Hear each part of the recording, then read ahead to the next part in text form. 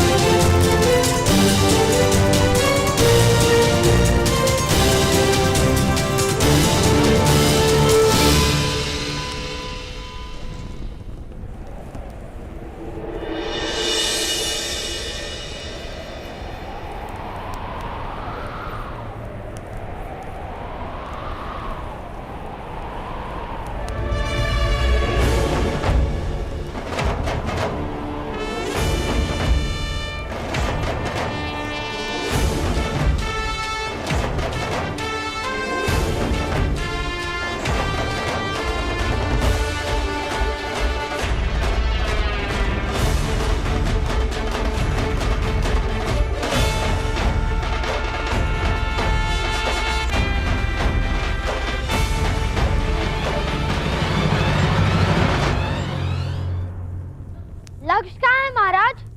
किस प्रकार का लक्ष्य भेज सकते हो बालक? ठहरा हुआ, चलता हुआ या फिर दौड़ता हुआ? उड़ता हुआ।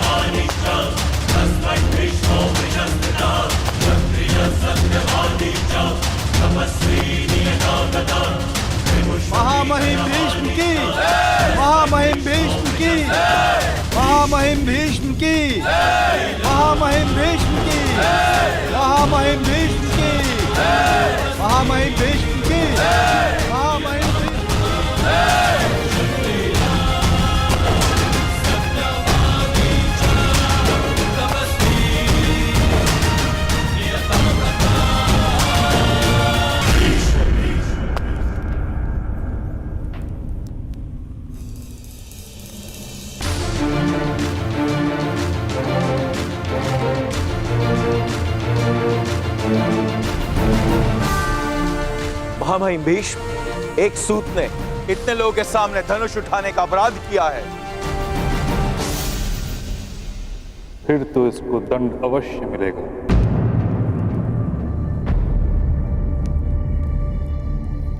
मदनजय, क्या ये वही बालक है जिसने वन में भी धनुष उठाया था? हाँ महामहिम, और इसने अनेक वनवासियों पर प्रहार भी किए थे। फिर तो घोर अपराध हुआ है सेनानायक मदनजय। जी महामहिम भीष्म, अब आप ही न्याय कीजिए। न्याय तो महामंत्री करेंगे। वन में समाज नहीं होता, और जहां समाज नहीं होता वहां समाज के नियम नहीं होते, और ना ही अपराध होता है। किंतु इस सभा में धनुष उठाने का दंड इस बालक को अवश्य प्राप्त होगा।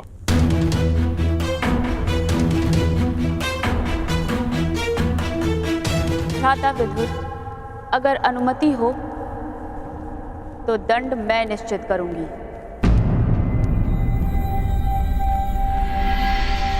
जी महारानी। इस बालक का दंड है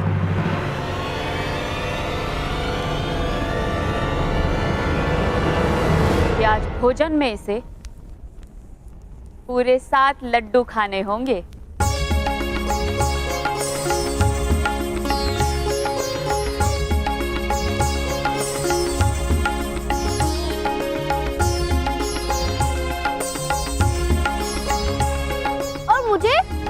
मैंने भी तो अपराध किया है।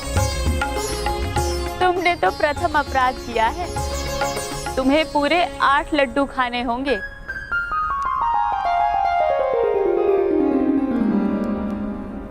आपको हस्तिनापुर में वास करने की अनुमति है। आप भूगत ग्राम में जाकर बस सकते हैं सज्जन, किंतु हस्तिनापुर में कुरुओं की परंपरा का पालन करना होगा। सारी परंपराएं अच्छे से जान लीजिएगा।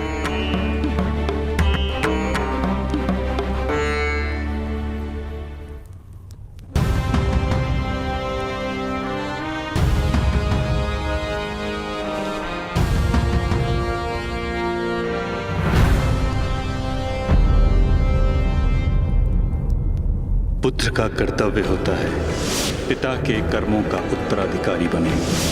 धनुर्विद्या केवल क्षत्रियों के लिए होती है। तुम सूत के पुत्र हो, तुम्हें सूत ही बने।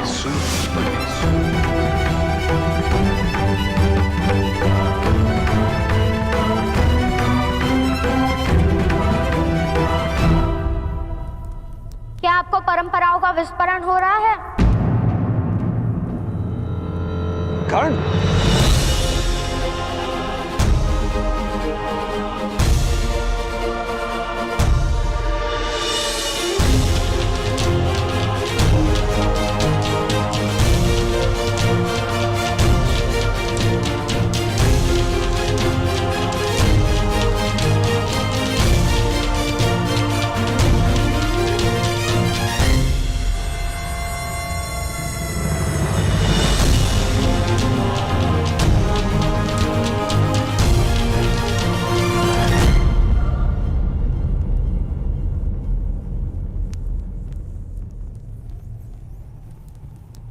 आज धनुष नहीं लेंगे मेरे हाथों से।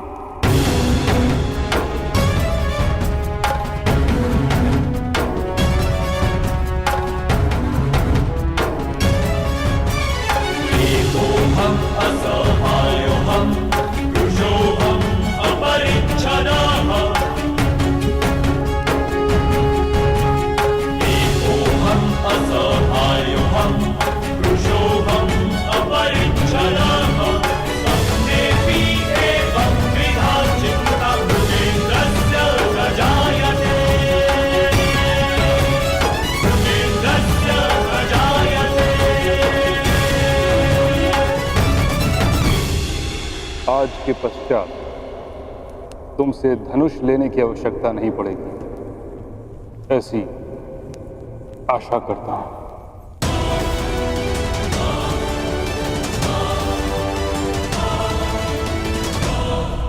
मुझे भी यही विश्वास है।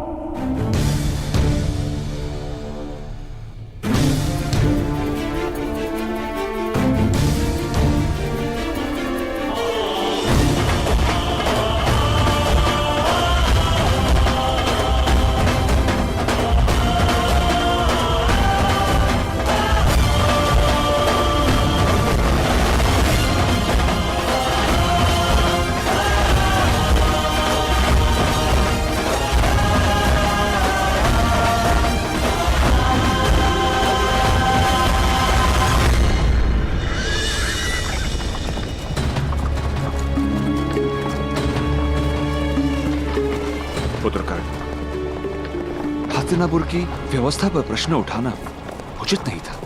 किंतु पिताश्री, मैंने तो उनकी परंपरा का पालन किया है। महामहिम विष्णु ने वन में मेरे हाथों से धनुष ले लिया था, ये कहकर कि सूतों को शस्त्र उठाने का अधिकार नहीं। तो मैं हस्तिनापुर में धनुष कैसे उठा सकता था? इसलिए मुझे धनुष लौटाना उचित लगा। पिताश्री, वो क्या है?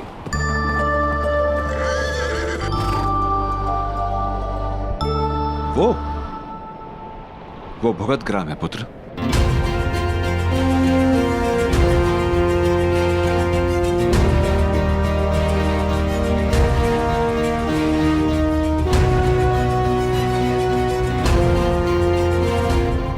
ग्राम है तो आवास कहाँ है पिताश्री? गांव के नाम से जान नहीं पाए तुम? भूगल अर्थात भूमि के अंदर, उस पर्वत के अंदर आवास है। एक बहुत बड़ा समाज रहता है। सारे सूत और सूत से भी निम्न जात वहां वास करते हैं। क्या सूतों को भूमि पर वास करने का अधिकार नहीं पिताश्री?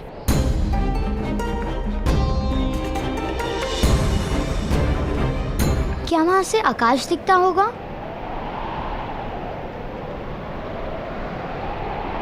या हमें आकाश देखने का भी अधिकार नहीं? देखो पुत्र, मनुष्य की शक्ति देखो। पर्वत का अंतर काटकर आवास बना लेता है। विपदाओं को चीरकर जो मार्ग बना लेता है, वही शक्तिमान है। तो क्या विपदा जैसा कुछ भी नहीं?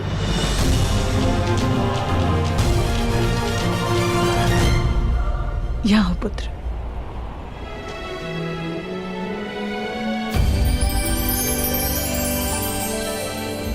विपदा सुख और सामर्थ्य प्राप्त करने का अवसर है कर्ण। जो विपदा से पराजित हो जाता है, उसे जीवन में सुख का अनुभव कभी नहीं मिलता है। किंतु जो विपत्ति को अवसर बना लेता है, सुख उसी को मिलता है।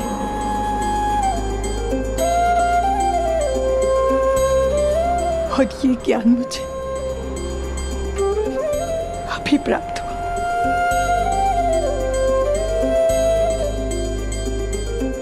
अगर पहले प्राप्त होता तो जीवन के कई वर्ष सुख से भर जाते।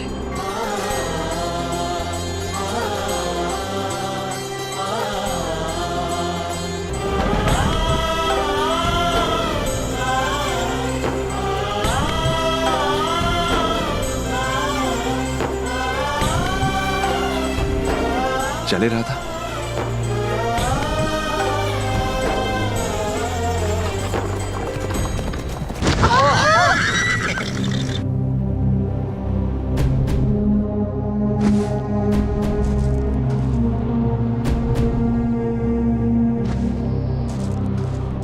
कौन है? किसने यहाँ मार्ग पर गड्ढा निर्मित किया? कौन है? सामने आओ, युद्ध करो मुझसे। शोण, क्या कर रहे हो? विपत्ति का अवसर बना रहा हो पिताश्री। प्रथम रथ से वस्तु उतारो, अन्यथा विपत्ति में संपत्ति चली जाएगी। चलो।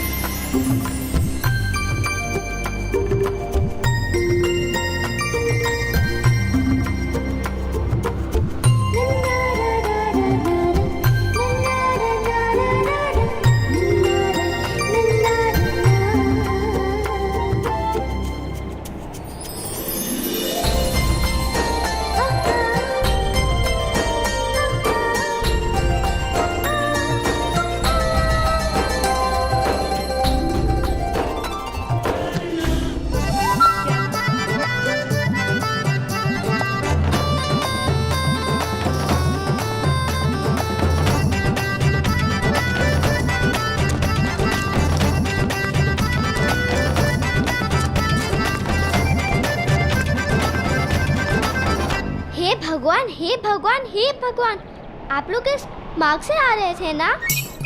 और आपका रथ मार्ग पे ऐसे लुढ़क लुढ़क के चल रहा था कि वो गड्ढे में गिर गया ना? तुमने किस प्रकार जाना? हमने वहाँ से देखा कि आपका रथ गड्ढे में गिर गया। आप सब सुरक्षित तो है ना? किसी को कोई घाव तो नहीं हुआ? हाँ, हम सब स्वस्थ हैं। केवल हमारा रथ अस्वस्थ है। जिसने भी ये गड्ढा निर्मित किया है उसके तो प्राण ले लूंगा मैं। विपत्ति को अवसर बनाना जानता हूँ मैं। अवश्य।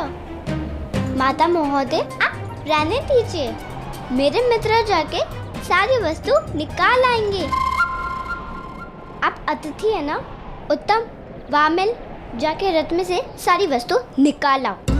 यदि आपको रथ का पहिया बिठाना है तो मेरे पिताश्री बहुत बड़े प्रसिद्ध रथ कर्मी हैं और भुगत ग्राम के सूतों के नेता हैं। शीघ्र ही आकर रथ को ठीक कर देंगे। केवल 2 मुद्रा दाम में लेंगे। उसकी कोई आवश्यकता नहीं है। मैं भी रथ निर्माण करता हूँ, स्वयं कर लूंगा। नहीं, आपके पास सारे साधन नहीं होंगे। मैं कहूँगी पिताश्री से, अगर 2 मुद्रे अधिक है तो 1 मुद्रा में ही आपका कार्य कर देंगे। मेरे पिताश्री मेरी बात अवश्य मानेंगे। आप स्वस्थ होकर बैठिए। कितनी प्यारी है ना? क्या नाम है तुम्हारा? वैशाली। और तुम्हारे पिताश्री का? सुदृढ़भान।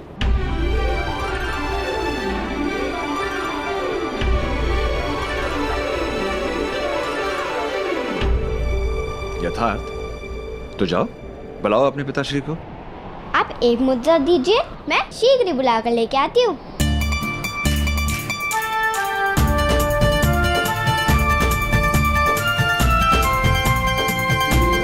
अच्छा, मिट्टी वाले हाथ। तो ये गड्ढा इसने निर्मित किया है।